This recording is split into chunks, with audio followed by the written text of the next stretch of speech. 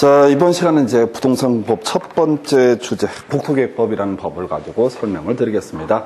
일단은 이 국토계획법이라고 하는 법부터 시작하는 부동산 공법은 다른 6개 과목에 비해서 양이 말도 못하게 두껍습니다. 그래서 어차피 우리가 지금 16년 동안 나왔던 주제하고요, 최근 8년 동안 나왔던 지문들을 분석을 해봤는데 결국 양이 제일 많은 게 공법이에요. 공법이 제일 양이 많고요. 이건 많이 하려고 한 게 아니라 그냥 많을 뿐입니다. 그래서 요것도 마찬가지예요. 기본이들 몇 개를 정확하게 외운 다음에 나머지는 약간 찍어간다라는 컨셉을 가지고 가셔야. 특히 공법은 다른 과목과 다르게 국어 문법이 익숙해지셔야 됩니다. 그래서 뒤에서 지문 가지고 분석해 드리겠지만 없다라는 표현은 90% 이상이 틀리게 구성이 됩니다. 법조문에는요, 없다는 말이 거의 없어요. 그래서 시험 문제 보실 때 제일 첫 번째 하실 것이 옳고 그르고를 떠나서 없다 어디 있나 이렇게 찾아보셔야 돼. 그리고 시험 지문 중에서 포함한다 또는 포함하지 않는다라는 명제가 있어요. 그러면 이제 포함한다는 옳은 표현, 포함하지 않는다는 틀린 표현 이렇게 가시면 됩니다. 자, 이 두 가지 찍기 기준 가지고 작년 8문제 중에서 7문제를 맞추실 수가 있습니다. 공법은 다들 뭐 퇴수 상수하더라도 이게 40점, 이게 이제 꽈락 면하는 과목이라고 보통 얘기를 하는데 찍기 두 가지 기술만 가지고도 8문제 중에서 7문제가 다 커버가 되게 됩니다. 그래서 공법은 미리 마음의 준비를 독하게 하셔야 돼. 잘 찍자라는 마음으로 접근하셔야 돼. 다른 과목과 틀려요. 다른 과목은 내용이 좀 작기 때문에 중간중간에 알아먹을 내용들이 깔려 있는데 공법은 실제 시험장 가시게 되면 욕부터 나와요. 뭐 이런 개떡 같은 문제를. 그래서 패턴을 잡아내지 않게 되면 이건 해결이 되지 않습니다. 일단 잘 찍자. 이게 기본 전제 출발점이고요. 이제 국토이용 계획이란 개념을 설명을 드리겠습니다. 그래서 공법이 어려운 이유가 우리 현실과는 아무런 관련 없는 용어들이 무작위로 쏟아지게 됩니다. 그래서 이것도 우리 중고등학교 다닐 때 그 사회처럼 단순 암기 파트로 가셔야 돼요. 그래서 자, 계획이라고 하는 게 국토이용 계획이라는 게 국가계획, 광역도시계획, 도시군 기본계획, 도시군 관리계획 뭐 이런 것들이 있어요. 이 중에서 우리 법의 국토계획법이라는 법의 내용의 대부분을 차지하고 있는 것은 바로 도시군 관리계획이라는 개념입니다. 그래서 자, 이건 도시 또는 군이라고 해서 안양시, 과천시, 양평군 하는 도시하고 군을 묶어서 도시군이라는 용어를 쓰고요. 그 다음에 이 도시를 어떻게 관리를 할 것인가, 국가나 지자체 입장에서 세우는 계획을 도시군 관리 계획이라 부릅니다. 여기까지는 좋은데 얘가 무려 7개를 묶어서 부를 때 뭐라고 부른다? 도시군 관리 계획이라고 부르게 됩니다. 제목들 보니까요, 용도 지역의 지정 변경에 관한 계획. 이걸 이제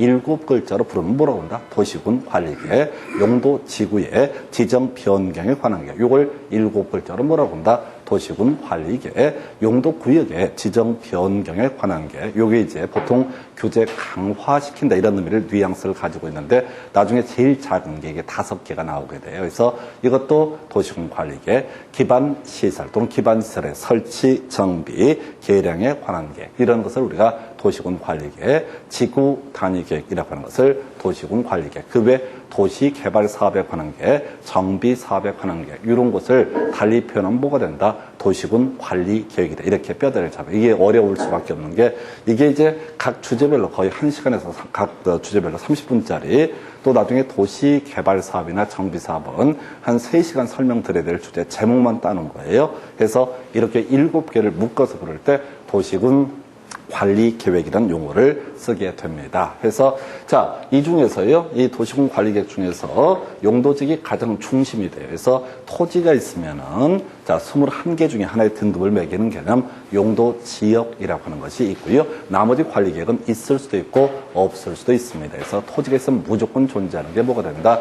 도시군 관리 계획 중에서 용도 지역이라는 개념. 뭐 그렇다 치고 국가나 지자체 입장에서 토지 소유자에게 이런저런 규제를 하기 위해서 도시군 관리 계획을 만들어내게 되는데, 그럼 이제 토지 소유자 입장에서는 어떤 의미를 가지고 있느냐라고 했을 때 이게 소위 건폐율 규제, 용적률 규제, 그리고 용도 제한, 그리고 간접적으로 높이 제한이라는 것을 규제하기 위해서 관리 계획이라는 개념을 만들어내게 됩니다. 그래서 건폐율의 의미가 뭐냐라고 했을 때 어떤 사람이 땅을 100평을 가지고 있다. 자, 그 옆에 사람도 100평을 가지고 있다라고 한번 전제를 보겠습니다. 자, 이 100평씩 가지고 있다라고 전제를 했을 때 만약에 국가나 지자체에서 어떤 규제도 하지 않게 되면 이 사람은 가득 채워서 건물을 지을 테고 그 옆에 있는 사람도 가득 채워서 건물을 짓게 될 것이다. 자, 그럼 이제 어떤 문제가 터지느냐? 불나게 되면요, 온 동네 다 타 죽습니다. 큰일 날 일이에요. 그래서 우리 국가나 지자체 입장에서는 토지 수자가 건물 지을 때 이 토지 전부에 대해서 건물을 짓지 말고 그중에 일정 비율까지만 건물을 지어라. 하늘 위에서 봤을 때 일정 비율까지만 건물을 지어라 라는 개념을 건폐율 규제라고 부르게 됩니다. 그래서 만약에 국가에서 이 토지 소유자에게 건폐율 50% 이렇게 결정을 해놓게 되면 토지 소유자 입장에서는 지가 100평짜리 땅을 갖고 있으면 가장 넓게 지을 수 있는 면적이 50평까지밖에 지을 수가 없다 해서 이렇게 건폐율 규제라고 하는 거 할 필요 있고요. 이걸 하기 위해서 수단, 방법 중에 하나가 용도 지역이라는 개념을 통해서 전국의 토지 소유자에게 일괄적으로 규제를 하게 됩니다. 그래서 자, 그래서 건폐율 규제 나왔고요. 이 건폐율 규제 이게 아주 좋은 제도이죠. 그런데 하나 문제가 터져요. 건폐율만 규제하면 사람들이 3층, 4층, 5층, 10층, 100층 이렇게 위로 쌓아 올리게 됩니다. 해서 위로 쌓아 올리게 되면 일조, 채광, 통풍 등 주변 토지 소유자에게 장애를 주게 돼요. 그래서 자, 위로 쌓아 올리는 것도 일정한 범주에서 규제를 하게 된다. 이걸 이름하여 용적률 규제라고 부르게 됩니다. 그래서 어떤 토지대가 100평인데 건폐율이 50%이고 용적률이 200%이다라고 전제를 삼게 되면은 자, 100평 중에 최대 50평까지만 건물 지어 올릴 수 있고요. 그다음에 위로 쌓아 올린 면적 합쳤을 때 200평까지밖에 건물을 지을 수가 없다라고 하는 거예요. 그래서 이 건폐율 규제, 용적률 규제는요, 건물의 크기 규제라는 개념이 되게 됩니다. 건물의 크기 규제라는 개념이 되게 될 것이고요. 자, 그래서 이제 건폐가 용적률 규제를 하니까 많이 좋아졌어요. 불나도 몇 놈만 타 죽게 될 것이고, 그 다음에 위로 쌓아 올리는 문제도 일정한 규제가 이루어집니다. 그런데 또 하나 문제가 터지게 돼요. 우리가 부동산 학개론을 공부를 하다 보면 외부 효과라고 하는 것이 있어요. 그래서 어떤 경제주체 활동이라고 하는 것이 그 사람의 의사와 무관하게 제3자에게 이익을 줄 수도 있고 손해를 줄 수도 있는 것을 가리켜서 외부 효과라고 얘기를 합니다. 그래서 이런 예를 들었었죠. 우리가 학개론 공부하실 때 무슨 예를 들냐면, 자, 주택가가 있다. 주택가 인근에 만약에 공장, 맨을 내뿜는 공장이 들어서게 된다라고 하면 이 주택에 대한 수요가 감소하고 가격이 하락할 것이다. 그렇다고 해서 공장주가 주택의 소유자에게 집값을 보전해주지 않는가. 이걸 우리가 부의 외부 효과라고 부르게 됩니다. 자, 건물의 용도 얘기를 하려고 하는데요. 만약에 건물의 크기 규제만 하게 되면 용도 규제를 따로 하지 않게 되면 개판돼 버립니다. 자, 어떤 사람은 공장을 지을 테고 어떤 사람은 주택을, 어떤 사람은 상가를 짓게 됩니다. 그러면 이제 서로 불편하고 서로 다툼이 생기게 될 것이다. 그래서 일정한 지역을 주택만 지어라. 일정한 지역에서 상가만 지어라. 공장만 지어라. 이런 식으로 규제하는 것을 용도 제한이라고 얘기합니다. 그래서 3대 규제는요, 건폐율과 용적률과 용도 제한이라는 규제가 있게 된다. 이런 것들을 각각의 토지 소유자에게 일일이 하기 위해서 복잡하니까 전국을 21개 등급으로 나눠서 건폐율과 용적률과 용도 제한 등을 규제하기 위한 수단, 방법. 이게 용도 지역이요. 이게 용도 지구고, 이게 용도 구역이고, 기반 시설이고, 지구 단위 계획이고, 도시 개발 사업이고, 정비 사업이다. 큰 틀의 그림을 잡으셔야 돼. 이게 신도시를 만들고 재개발 재건축을 하고 다 필요 없어. 종국적인 목적지는 뭐가 된다? 건폐율과 용적률과 용도 제한. 우리가 지금 지구 단위 계획이 뭔지 모릅니다. 그런데 기본 뼈대 뭘 생각해야 된다고요? 바로 도시공 관리계획이다라고 하면 뭔지는 모르지만 지구 단위 계획이 뭔지 독일어 번역한 거거든요. 알 수가 없어요. 그런데 이것도 종국적으로 뭘 하자는 거다? 건폐율과 용적률과 용도 등을 규제하기 위한 수단, 방법이 바로 지구 단위 계획, 용도지구, 용도구역, 기반시설, 용도지역 이런 것들이 다 관리계획이라고 부르게 된다. 이렇게 그림을 잡게 됩니다. 이런 것을 우리가 관리 계획이라고 부르게 돼요. 그래서 이런 기본 틀 자체를 잡고 들어가셔야 돼. 그래서 자, 지금 하나시 또는 군을 대상으로 건폐율과 용적률과 용도 제한, 높이 제한 등을 규제하기 위한 게 용도 지역, 용도 지구, 용도구역, 기반시설의 설치, 정비, 개량, 지구단계획, 도시개발사업, 정비사업 이렇게 7개가 있고요. 국토계획법에서는 용도지역, 용도지구, 용도구역, 기반시설의 설치, 정비, 개량, 지구단계획까지 5개만 설명을 하고요. 양이 많아서 도시개발사업이나 정비사업은 다른 법을 통해서 설명을 하게 됩니다. 그래서 관리계획 하게 되면 일단은 용융기도지 이런 식으로 해서 이 5개가 기본이 되게 되는데 결국 쉽지 않은 것이 뒤에 가면 개수들이 무한대로 늘어나게 됩니다. 종류들이 워낙 많아요. 그래서 일단은 어느 챕터를 공부를 하든 간에 항상 이 뼈대를 전제해서 접근을 해 주실 것. 자, 그래서, 자, 이런 걸 관리계획이라고 부르고요. 자, 관리계획의 기준을 삼기 위해서 만드는 게 기본적인 내용만 다루는 계획을 가리켜서 도시군 기본계획이라고 부르게 됩니다. 사실 별로 중요한 건 아니고요. 관리계획을 만드는 게 기준점으로서 의미가 있다. 해서 지금 도시군 기본계획하고 도시군 관리계획을 보면 공통적인 요소가 하나의 시 또는 군을 대상으로 수립한다. 이런 것이 공통적인 요소가 될 테고 그중에서 기본적인 내용만 다루는 것을 도시군 기본계획이라 부르고 그 다음에 구체적으로 건폐율과 용적률과 용도 제한, 간접적으로 높이 제한 등을 규제하기 위한 계획을 도시군 관리계획이라고 정의를 하게 됩니다. 이게 이제 기본 구조가 되게 되는 거예요. 그런데 이제 보니까 그 위에 광역도시계획이라고 하는 게 있어요. 이 광역도시계획이라고 하는 것은 도시군 기본계획, 도시군 관리계획이 하나의 시 또는 군을 대상으로 하는 계획인데 비해서 광역도시계획은 2개 이상의 시군을 묶어서 수립하는 계획을 뭐라고 그런다? 광역도시계획. 다시 2개 이상 시군을 묶어서 계획을 혹시 수립하게 되면 그걸 광역도시계획이라 부르고 하나의 시나 군을 대상으로 수립하는 계획을 뭐라고 한다? 도시군 기본계획 또는 도시군 관리계획이라고 정의를 하게 됩니다. 자, 그리고 국가계획이라는 게 있는데 별로 중요치 않고 거의 구성이 아니고요.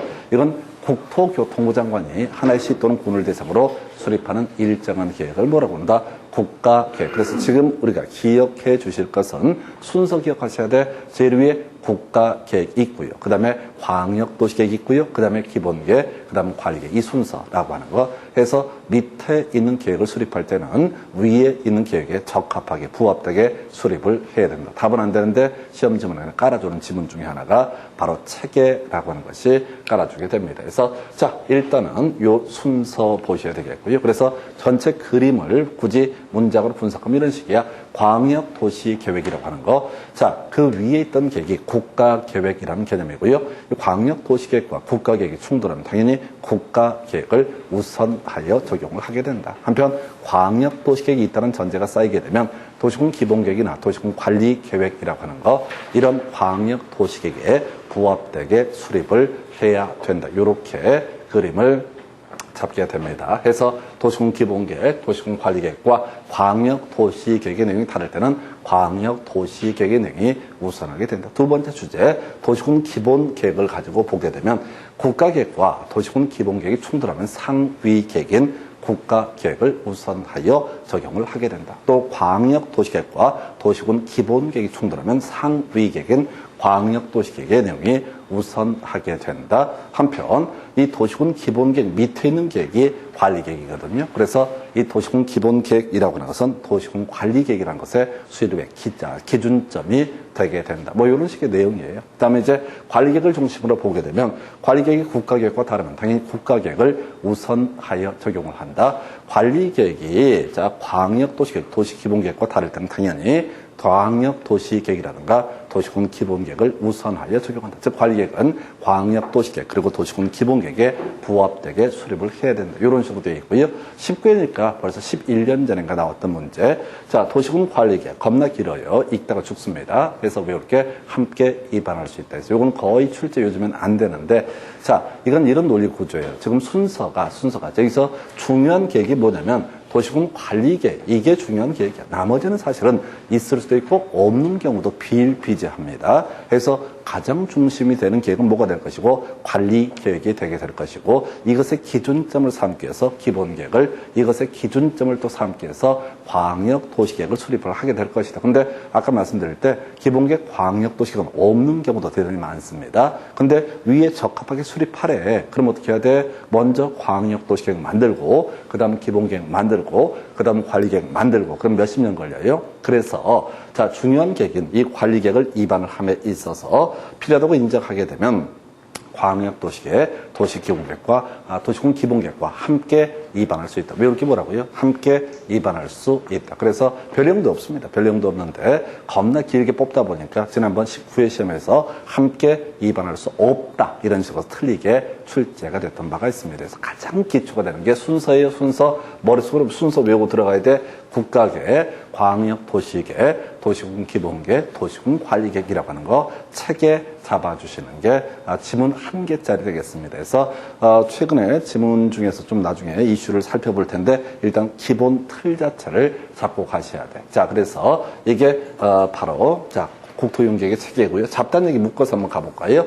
자, 기준이라고 하는 것이 나오게 됩니다. 그래서 지금 나와 있는 게 광역도시계획 수립 기준, 도시군 기본계획 수립 기준, 그 다음에 도시군 관리계획 수립 기준 등 나와 있는데 다 국토교통부 장관이 정한다. 이렇게 가요. 그래서 자, 기준이라는 것은 다 누가 정한다? 국토교통부 장관이 정한다. 근데 실질적으로 문제를 풀어가실 때는 이거를 자, 예를 들어서 도시군 관리계획 수립 기준 국토부 장관이 정한다. 뭐 이렇게 나올 수도 있겠고요. 그런데 자, 도시군 관리계획 도서는 국토부 장관이 정한다. 그래서 작성 기준은 국토부 장관이 정한다. 이런 식으로 바꿔줘. 또는 도시군 관리계획 도서의 작성 방법은 국토부 장관이 정한다. 이렇게 흔들어 주게 됩니다. 그래서 실질적으로 자, 사실 여기 얘기 안 하고 있는 수많은 기준은 무조건 국토교통부 장관이 정하게 됩니다. 나중에 공부하다 보면 지구 단위 계획의 수립 기준 25회 때 나왔었고요. 그 외 개발 밀도 관리구역 지정 기준, 기반 시설 부담구역 지정 기준, 또 뭐가 있더라? 개발계획 수립 기준, 뭐 등등 더럽게 많아. 하여튼 온갖 기준은 다 누가 정한다? 국토교통부 장관이 정한다. 그럼 이제 거꾸로 가셔야 돼. 정한다라는 명제가 있으면 그 앞에는 뭐가 있어야 한다? 국토교통부 장관이 정한다. 이렇게 가셔야 돼. 그래서 지문을 읽어가실 때 내용을 이해하는 건 별개의 문제로 뒤부터 치고 들어오셔야 돼. 25회 때 그런 지문이 나와요. 지구 단위계획 수립 기준은 시도지사가 국토부 장관과 협의해서 정한다. 이런 식의 질문을 확 던져놓고 틀린 것을 고르시오. 틀린 거죠. 정한다는 명제 앞에 뭐가 있어야 한다? 국토교통부 장관. 바로 치고 들어가셔야 돼. 그래서 자, 훈련하셔야 됩니다. 아까 없다, 틀렸다 이런 말씀 드렸었고 정한다라는 명제가 있으면 무조건 누가 정한다? 국토교통부 장관이 정한다. 그래서 이게 왜 중요해? 뭐 중요하고 말고가 아니라 이딴 걸 시험에 내고 지랄들이라고. 그러니까 어쩔 수 없어. 시험에 맞춰서 정한다라는 명제가 있으면 누가 정한다? 국토교통부 장관이 정한다라고 할 것. 자, 마지막 주제인가요? 재검토라고 해서 자, 재검토는요, 마다마다 5년마다 이렇게 외우시게 됩니다. 그래서 마다마다 5년마다 해서 따로 얘기를 하지 않게 되면 자, 재검토라는 말은 무조건 몇 년마다 5년마다. 우리 공법에서 재검토하는 게 더럽게 많아요. 근데 마다도 더럽게 많아요. 그런데 무조건 마다마다 5년마다. 나중에 딱 하나만 예외가 있고 그 하나를 욕심내지 마시고 그저 마다마다 뜨면 어떻다? 5년마다 해서 자, 도시군 기본계획이요. 5년마다 타당성 여부를 재검토해야 된다. 이렇게 되어 있습니다. 자, 여기서 이제 파생되는 주제가 우리가요, 어떤 계획을 자, 수립할 때도 일정한 절차를 거치게 될 것이고 재검토할 때도 일정한 절차를 거치게 됩니다. 그게 이제 여기 나와 있는 것이 바로 토지 적성 평가, 재취약성 분석 이런 게 되는데 토지 적성 평가가 뭔지, 재취약성 분석이 뭔지 그거 알아봤자 생활에 보탬이 되지 않습니다. 그래서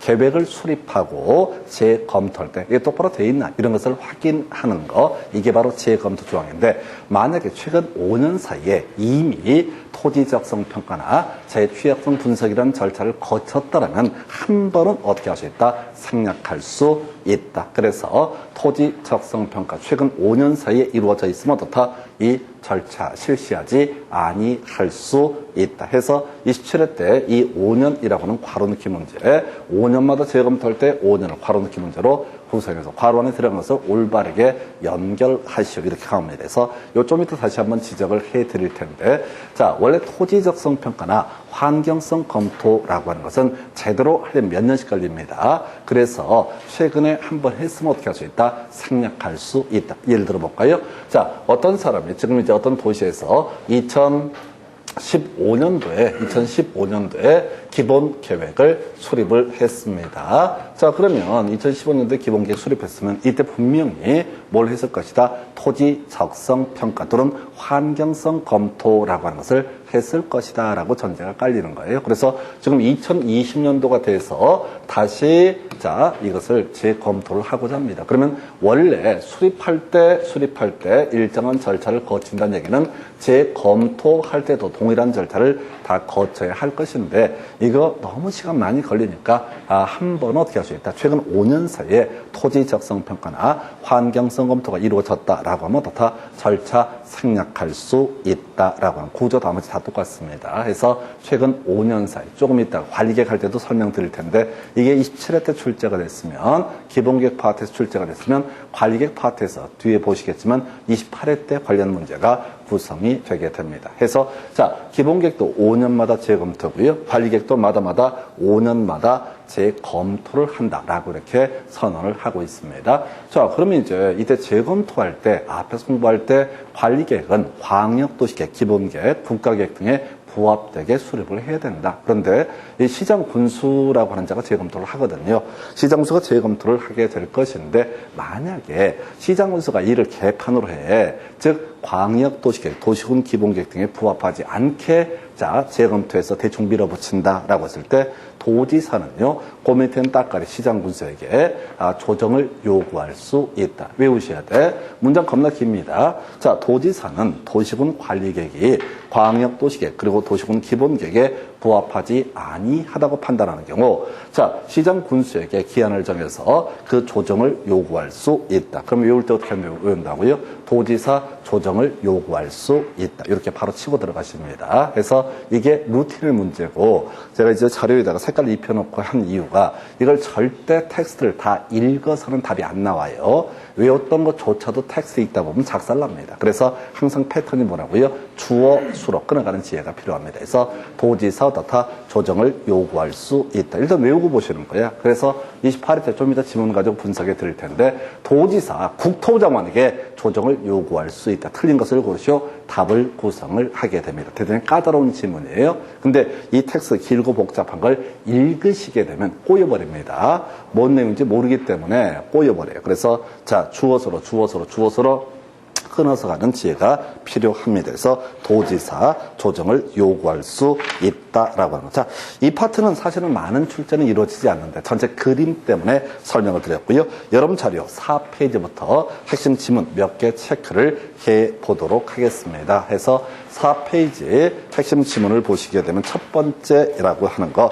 자, 동일 지역에 대해서 수립한 광역도시계획의 내용과 도시군 기본계획의 내용이 다를 때는 광역도시계획의 내용이 우선한다라고 이렇게 정의를 하고 있습니다. 그래서 자 광역도시계획과 도시군 기본계획이 다를 때는 당연히 광역도시계획을 우선하여 적용을 하게 됩니다. 어렵지 않아요. 2번 지문요. 도시군 기본계획의 내용이 광역도시계획의 내용과 다를 때는 국토부장관이 결정하는 바에 따른다. 틀렸죠? 국토부장관이 결정하는 것이 아니라 광역도시계획을 우선하여 적용한다. 3번 지문이요. 도시군 관리계획은 광역도시계획 기본계획에 부합해야 된다. 옳은 표현. 4번 도시군 관리계획. 바로 끄트머리 가야 돼. 함께 위반할 수 있다. 이렇게 나와 있죠. 이렇게 공법이라고 하는 것은 법조문이 너무 많기 때문에 그동안 제가 말씀드렸던 나머지 과목보다 거의 2배, 3배가 되는 게 공법. 그러면 이제 텍스트를 읽어 가시게 되면 말려버립니다. 어떻게든 주어, 수로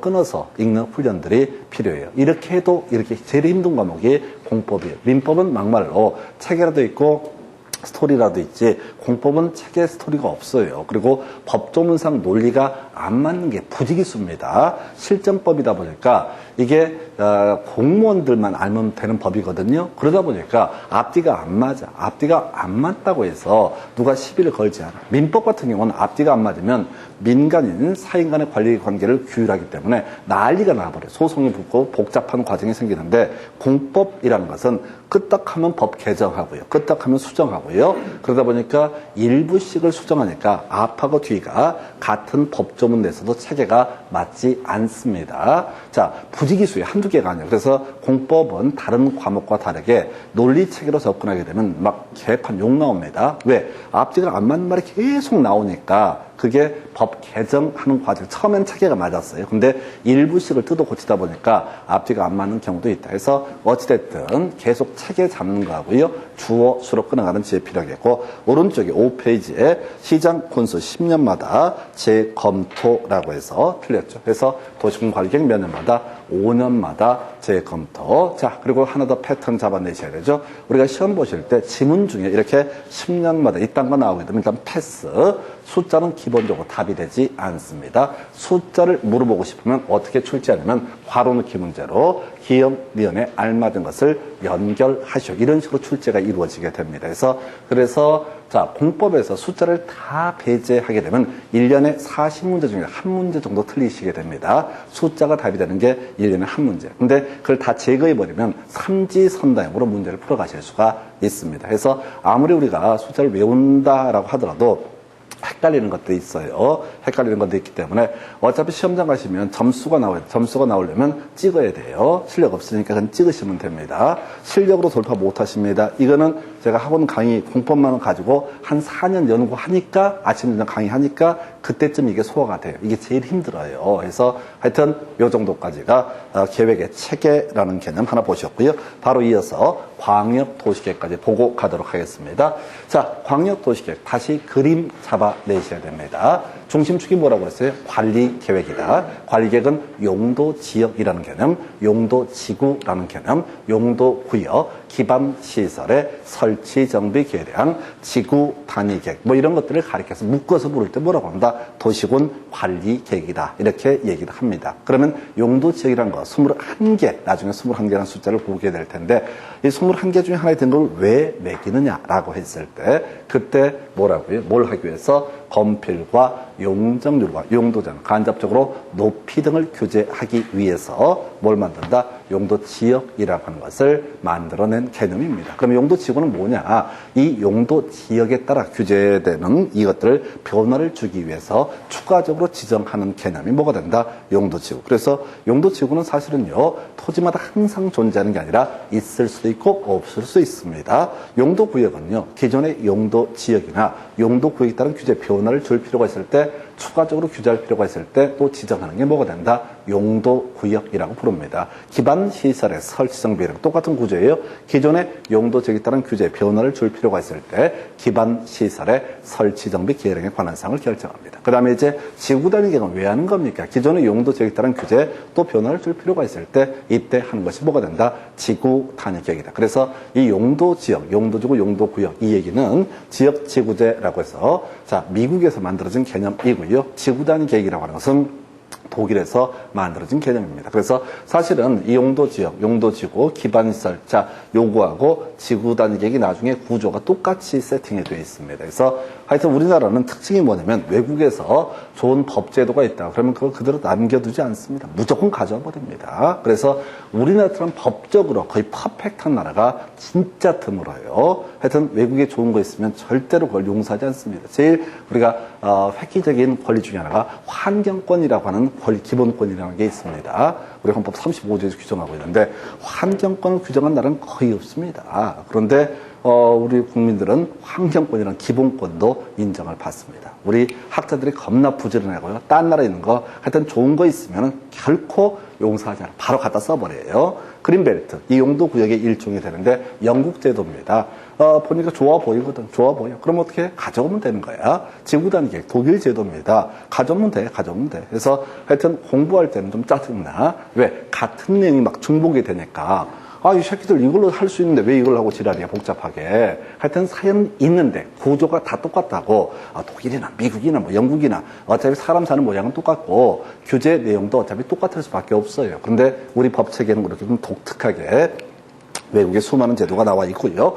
자, 일단은 관리계획 얘기를 계속 하고 있는데 이 얘기를 앞으로 시험 보실 때까지 한 200번 듣게 될 겁니다. 그래서 나중에는 그만 좀 했으면 좋겠다. 씨, 힘이 짜증나 죽겠구만. 아는데 그만 좀 했으면, 이 정도가 되셔야지 시험 보실 때, 아, 이 새끼들 또 내고 지랄해. 이렇게 그냥 딱딱딱 찍어가는 거예요. 자, 이건 공부하는 게 아니라 여러분들 좋은 머리를 활용해서 그냥 계속 들은 얘기 또 듣고, 들은 얘기 또 듣고, 들은 얘기 또 듣고 해서 한 달쯤 이게 진도가 끝날 때쯤 되게 되면 내가 의외로 머리가 좋은가 보다 이렇게 쓸데없는 망상에 빠져들게 됩니다. 근데 걱정하실 게 없는 게 한 또 이틀 빼먹게 되면 또 잊어버립니다. 깔끔하게.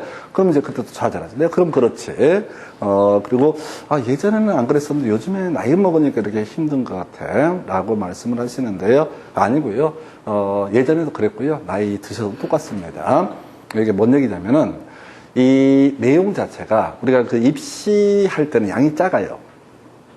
입시할 때는 양이 작다고요.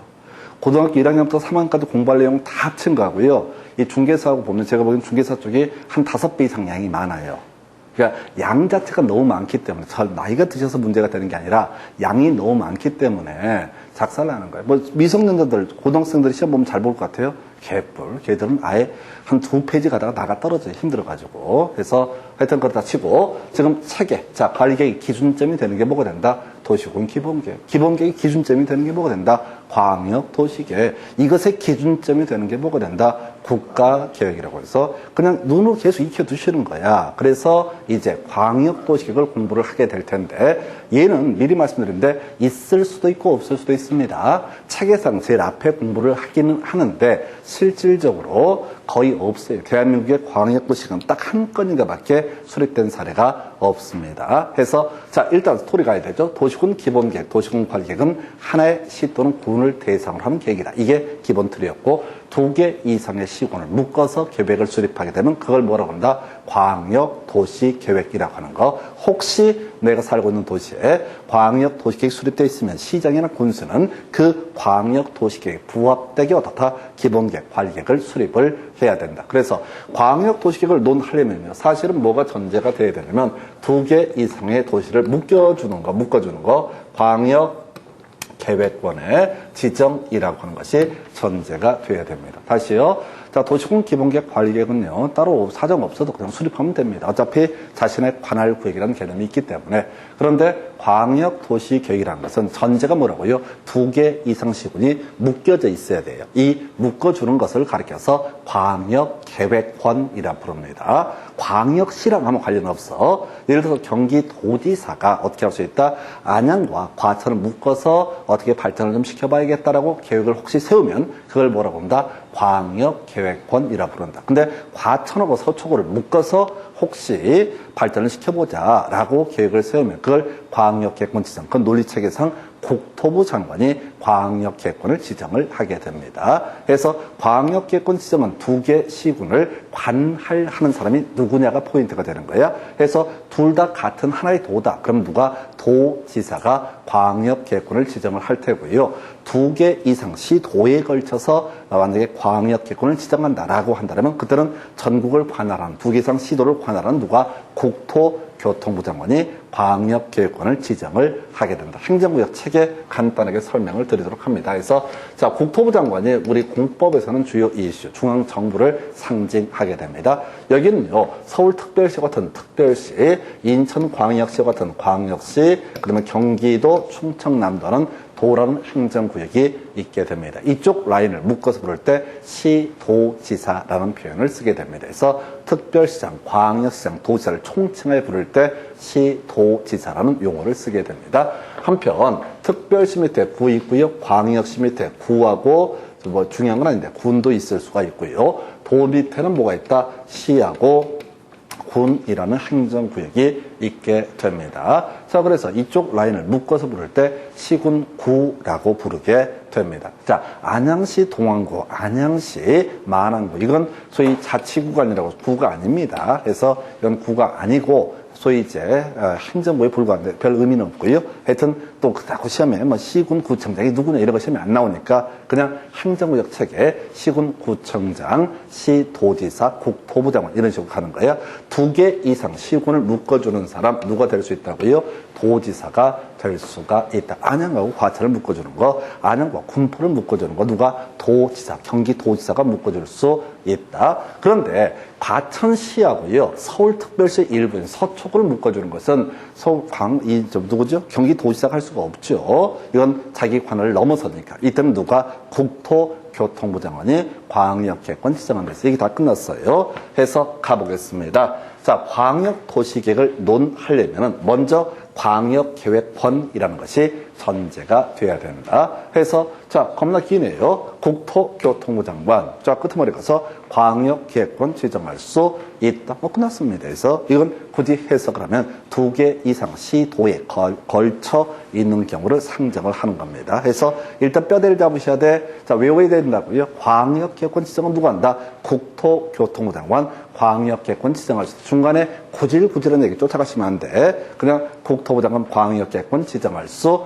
있다. 그리고 아까 보신 것처럼 도지사도 어떻다? 광역계획권 지정할 수 있다. 굳이 차이점을 보면은 만약 2개 이상 시군이 하나의 도에 관할구역에 속해 있으면 누가 도지사가 지정을 할 테고, 그 다음에 2개 이상 시도에 걸쳐 있을 땐 누가 국토교통부 장관이 광역계획권을 지정할 수 있다. 벌써 여러분들은 자, 이 간단한 주제가 지금 26, 27, 28, 29 지금 별 내용도 없는데 하다 보니까 최근 5년 시험에 4번 출제가 됐거든요. 그 중에 반을 소화하셨습니다. 국토부 장관 광역계획권 지정할 수 있다. 도지사 광역계획권 지정할 수 있다. 그러면 답을 외우고 들어가야 돼요. 광역계획권 지정 못하는 사람 누가 되겠습니까? 라고 했을 때, 자, 특별시장 광역계획권 지정한다. 그럼 틀린 거예요. 특별시 밑에는 2개 이상 시군이 있을 수가 없거든요. 구는 있을 수 있겠지만 2개 이상 시군이 있을 수는 없거든요.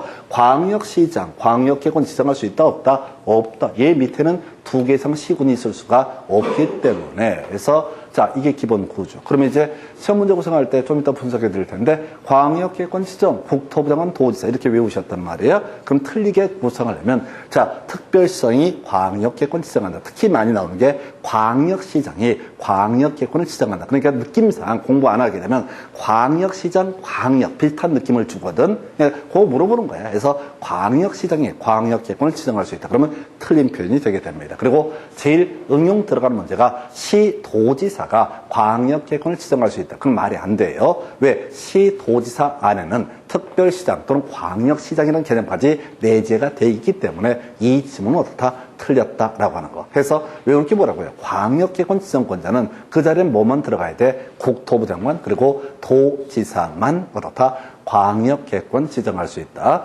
외우셔야 된다고. 좀 이따 문장 분석할 때도 제발 읽어보지 마. 뭐 한다고 읽어봐. 읽어보면 죽어요. 자, 공법은 거의 시험 보시고 나서 쌍욕 나오는 과목 중에 하나예요. 왜? 중간에 지금 제가 설명드린 이 주제들이 자, 시험 지문에 답은 맞출 수 있는데 생전 듣도 보도 못한 지문이 무조건 2개 이상 깔려 있다고 생각하셔야 돼. 이게 힘들어요. 그래서 텍스트를 읽는 순간 거의 좌절부터 시작돼요.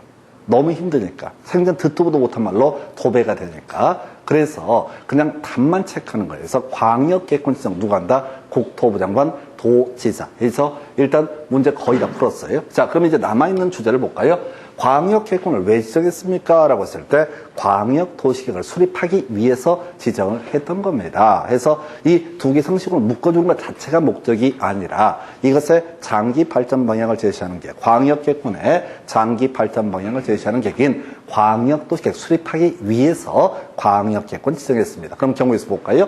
자, 국토부 장관이 자, 서초와 과천을 묶어서 광역계획권 지정했다. 그러면 누가 수립할 거냐? 바로 밑에 있는 딱깔이 시도지사가 수립을 하게 된다. 이게 기본 구조가 되는 거죠. 그래서 서울특별시장과 이 경기도지사가 같이 공동으로 뭘 수립한다? 광역도시계획을 수립한다. 근데 이런 것들은 외우시면 절대 안 돼요. 왜? 원칙이라는 개념이 있고 예외라는 개념이 있으면 원칙은요, 출제하는 순간 출제 오류입니다. 큰일 납니다.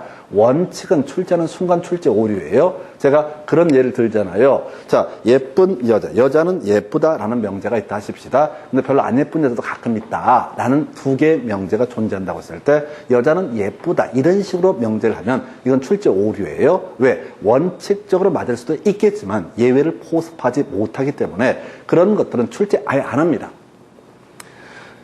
시도지사가 광역도시계획을 수립한다는 명제를 출제하면 아사리판이 돼버린다고 누군가는 얘기할 거예요. 법에 시도지사가 수립하는 경우 있지 않느냐. 그러니까 옳은 표현이야. 라고 주장하는 사람이 있고 또 어떤 사람은 뭔 소리야. 예외를 포섭하지 못하기 때문에 이 명제는 틀린 명제야. 라고 다툼이 있을 거예요. 그래서 결국은 지금 시험에 출제를 할 때는 대학 교수들이 아주 똘똘해요. 절대 복수정답 출제 오류가 안 나오게 무조건 예외만 가지고 출제합니다. 그럼 이제 외우시면 돼. 광역도시계획 누가 수립합니까? 국토교통부 장관 수립할 수 있다. 그러면 끝나는 거야. 국토부 장관 없다. 수립할 수 있다. 국토부 장관 수립할 수 있다. 외우시면 이걸로 끝나는 거예요. 그래서 하나 체크하셨고요. 두 번째, 광역계획권을 도지사가 만약에 지정을 했다라고 했을 때 시장으로서 공동수립이 원칙입니다. 이런 것들은 안 나온다고 그랬어요. 그래서 외울 게 뭐라고요? 바로 도지사 어떻게 할 수 있다? 수립할 수 있다. 그럼 이제 얘기 다 끝났어요. 광역계획권 지정 누가 합니까?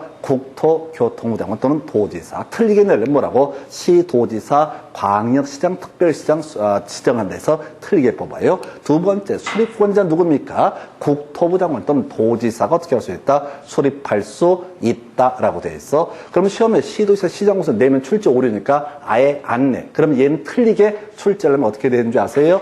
국토부 장관 점점점 더럽게 길게 써놓고 수립할 수 없다. 도지사 점점점 어쩌고저쩌고 수립할 수 없다. 그때 이제 행함이 있는 믿음이 필요한 거죠. 없다는 틀렸다고 그랬어요.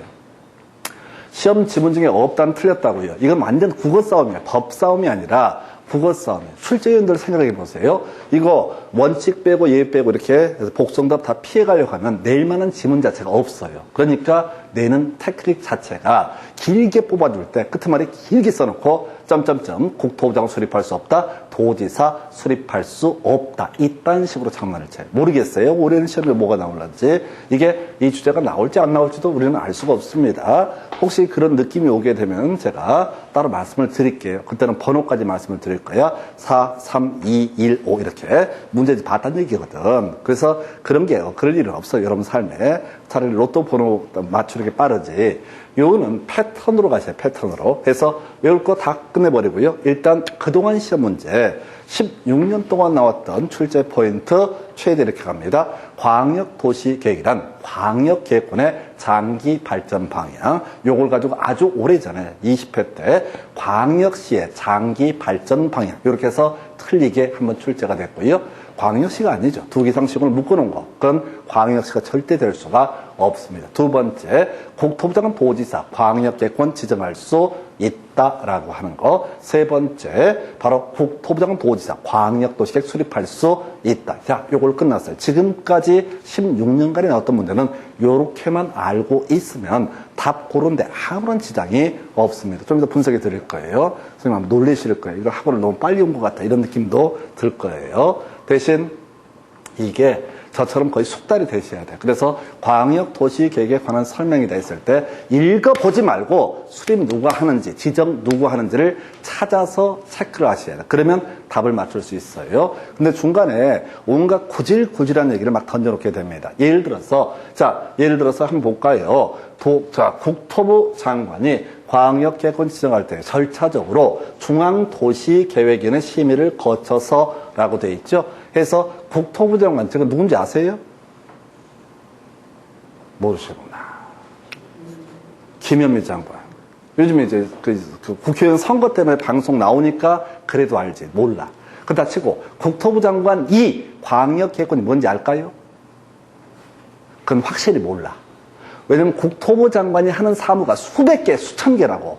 그럼 장관이, 그러면 내가 광역계획권 한번 지정해 볼까? 이 지랄 하냐고. 안 한다고. 다 실무는 누가? 도시계획위원회에서 일을 담당합니다. 그러니까 국토부 장관은 몰라. 이게 자기 권한인지조차도. 그냥 결제만 할 뿐이지. 그래서 이게 실무를 담당하는 게 도시계획위원회고 중앙정부에 있는 것을 중앙도시계획위원회, 시도 단위에 있는 것을 지방도시계획위원회. 그래서 국토부 장관은 광역계획권 지정한다. 실제 장관이 한다는 게 아니라는 거예요. 중앙도시계획 심의를 거쳐서 그냥 중도위에서 모든 일처리를 하게 된다. 이런 걸 토시를 바꿔치기 할 수 있다고. 근데 답이 아니야. 이런 것들은 똑같은 논리 구조로 도지사, 광역계획권 지정할 수 있다. 그 중간에 지방도시계획위원회 이런 표현들을 중앙도시계획위원회 트릭을 쓸 수도 있어. 근데 틀리든 맞든 답이 안 돼요. 안 돼요. 그래서 자, 요걸로 끝났고요. 그 다음에 굳이 욕심. 자, 잡다한 얘기를 한번 하게 되면 만약에 시장 군수가 수립했으면 한 단계 위에 있는 도지사의 승인을 얻어야 된다라든가 시도지사가 수립했으면 한 단계 위에 있는 국토부 장관의 승인을 받아야 한다. 이런 것들은 따로 외우시는 게 아니고 위에 놈한테 사인 받는구나. 이걸 승인이라는 표현을 쓰는구나. 이렇게 흘려들으시면 돼요. 이때도 그저 모든 얘기를 기억할 게 광역계획권 지정 누가 합니까? 국토부 장관 또는 도지사. 광역도시계획 수립 누가 합니까? 국토부 장관 또는 도지사라고 하는 이걸로 다 끝내시는 거예요. 그래서 바로 지문 가지고 분석을 해드릴 거예요. 여러분 교재 6페이지 가서 확인을 해보도록 하겠습니다. 자, 거기 보게 되면 6페이지 핵심 지문 첫 번째 박스부터 가십시다. 제발 읽지 좀 마요. 요즘에 한글 깨어 있는 것은 결코 자랑할 일도 아니고요. 그 외워봤자, 읽어봐봤자 생활에 보탬이 안 돼요. 1번 지문 끄트머리부터 봐. 없다, 틀렸죠?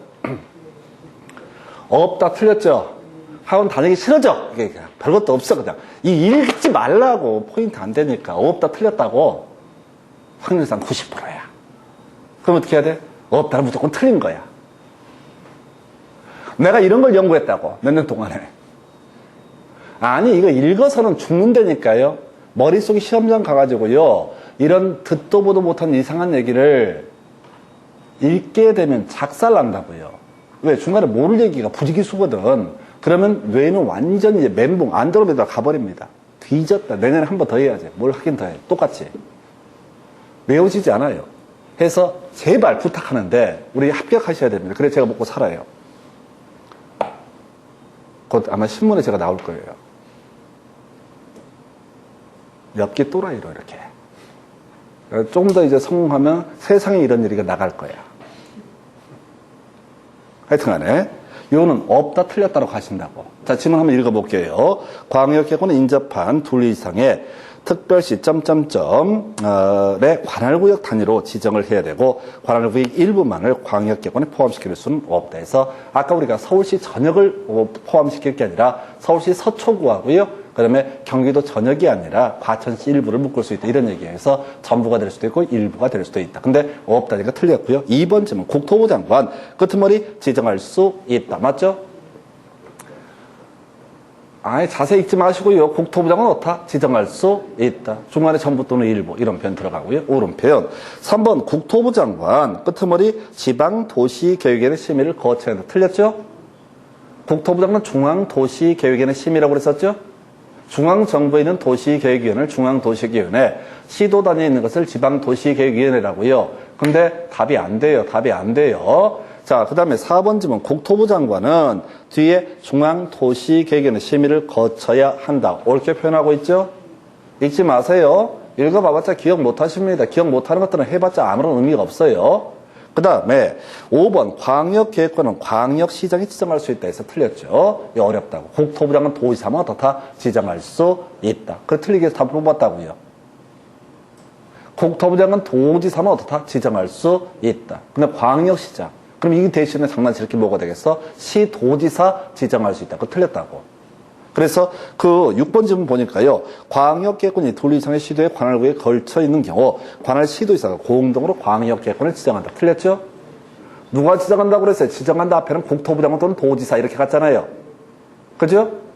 광역계획권 지정은 국토부 장관 또는 도지사. 지금 26, 27, 28, 29 4년 연속 나왔는데 두 번 답이 뭐라고요? 국토부 장관 도지사 광역계획권을 지정할 수 있다를 가지고 지정권자를 갖고 틀리게 썼다고. 광역시장, 시도지사에서 틀리게 뽑아낸 거예요. 그 밑에 중앙행정기관회장 끄트머리 가봐야 돼. 요청할 수 있다. 나와 있죠? 중앙행정기관회장은 요청할 수 있다. 이런 명제 나와 있죠? 이거 따로 공부 안 하는 겁니다. 안 중요하다고? 중요한 쟁점이 아니기 때문에 요청할 수 있다. 그 밑에 요청할 수 없다. 없다 틀렸죠? 얼마나 쉬워 인생이. 없다는 틀렸고. 내용 보지 마시라고. 이게 뭐냐면 국토부 장관 광역계획은 지정해야 되는데 다른 장관이 야 묶어줘 라고 요청할 수 있다. 이런 식의 논리 구조라고. 근데 답이 되지 않아. 이 파트의 답이 뭐라고요? 광역계획은 지정할 수 있다. 광역도시계획 수립할 수 있다가 답이 된다고 그랬어요. 그러니까 이런 것을 우리가 절차 지문이라고 그래요. 절차는 전혀 쟁점이 되지 않습니다.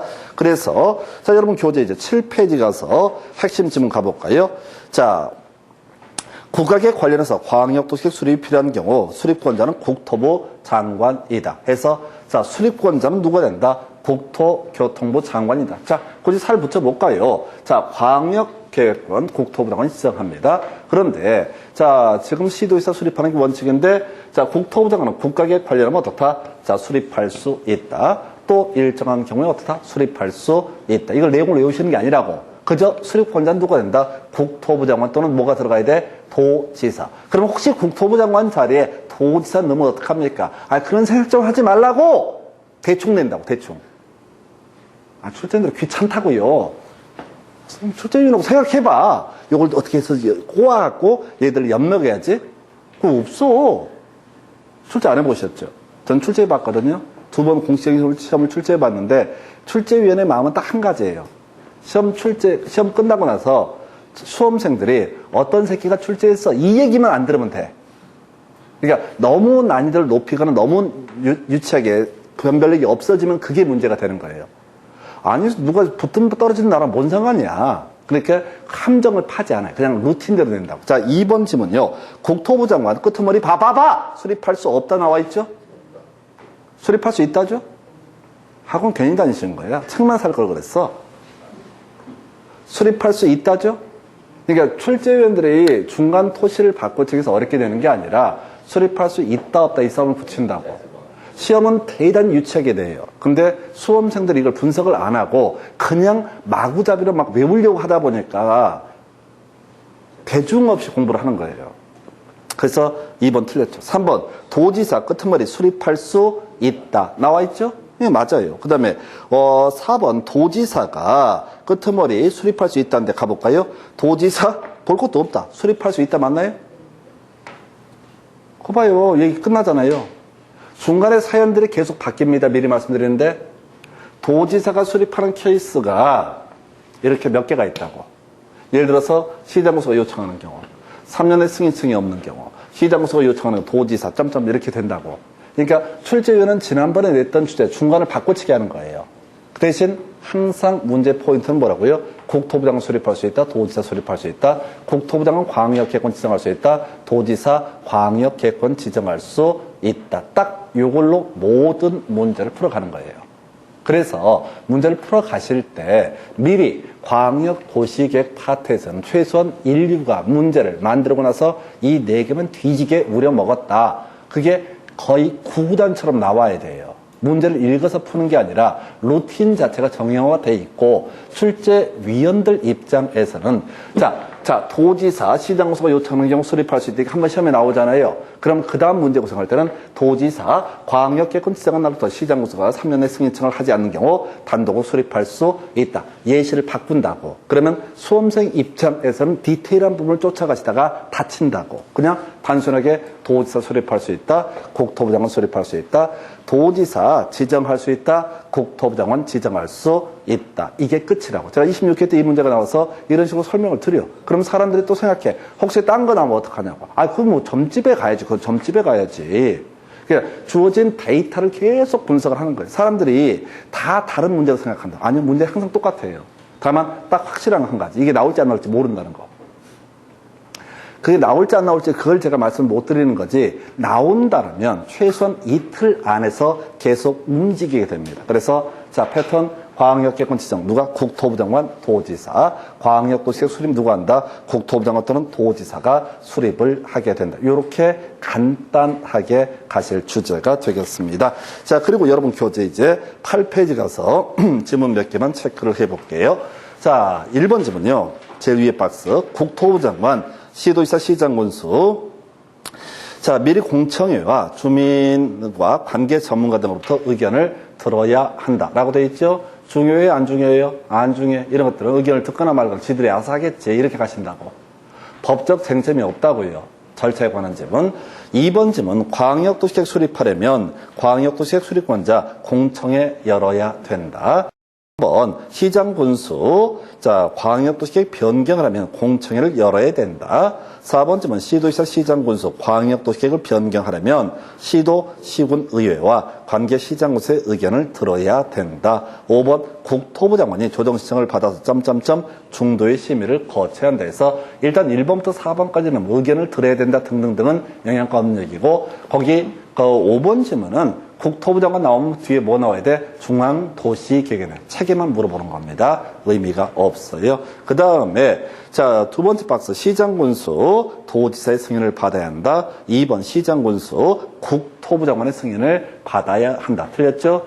역시 답은 안 되는 지문입니다. 그래서 시장군수는 누구한테? 도지사의 승인. 그다음에 시도지사는 굳이 누구한테? 국토부 장관의 승인. 근데 이런 것들은 개별적으로 외우실 주제가 아니고요. 이런 것들 승인을 받고 의견을 듣고 이런 것들은 다 절차에 관한 지문이기 때문에 법적 가치가 없습니다. 그래서 틀리게 나오든 맞게 나오든 답이 아니고요. 광역계획권 지정권자, 광역도시계획 수립권자 요거만 가지고 문제가 100% 출제가 되게 됩니다. 자, 그냥 문제 이렇게 간단하게 나와요. 진짜 간단하게 나와요. 근데 이런 주제들이 너무너무 양이 많아서 하다 보면 머리가 터져버리는 거예요. 한두 개가 아니라서. 그래서 최대한 단순하게 가시는 지혜가 필요합니다. 이 정도가 광역 도시계획에 관한 주제가 되겠습니다. 잠시 끊었다가 이제 도시군 기본계획부터 이어가겠습니다.